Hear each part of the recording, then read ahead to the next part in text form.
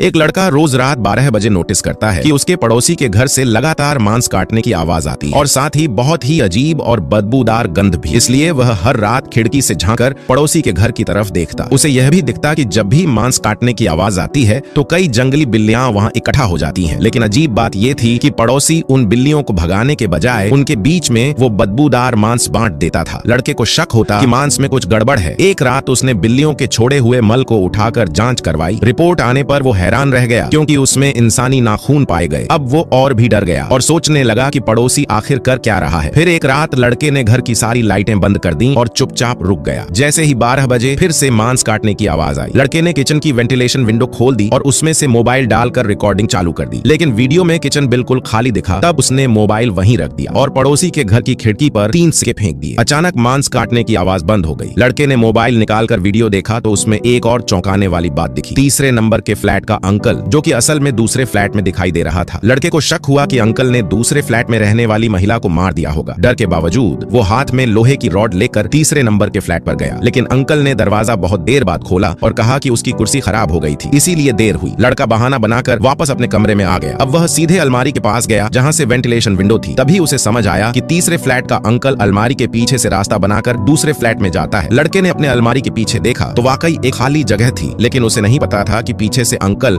अब उसे मारने की तैयारी कर चुका है। लड़का समझदार था, उसने तुरंत रुकने का फैसला लिया। अगली सुबह लड़के ने ध्यान रखा कि अंकल कब कचरा फेंकने जाता है और फिर जाकर उसका कचरा चेक किया, लेकिन कुछ नहीं मिला। तब उसने खुद अलमारी के पीछे से दूसरे फ्लैट में घुसने की सोची। वह अंदर गया और हर चीज को ध्यान से देखने लगा। तभी वहां दूसरी फ्लैट वाली महिला सामने आ गई और उसके पीछे से अंकल भी आ गया। अब सच्चाई सामने आई। अंकल ने बताया कि कुछ महीने पहले एक बदमाश महिला के घर में घुस आया था। अंकल ने बचाने की कोशिश की, लेकिन गलती से महिला के मर चुके पति की अस्थियां गिर गईं। महिला ने डर के मारे चाकू से बदमाश को मार डाला। तब अंकल ने उस गुनाह को खुद पर ले लिया और हर रात बदमाश के शरीर के टुकड़े काटकर बिल्लियों को खिलाता ताकि किसी को पता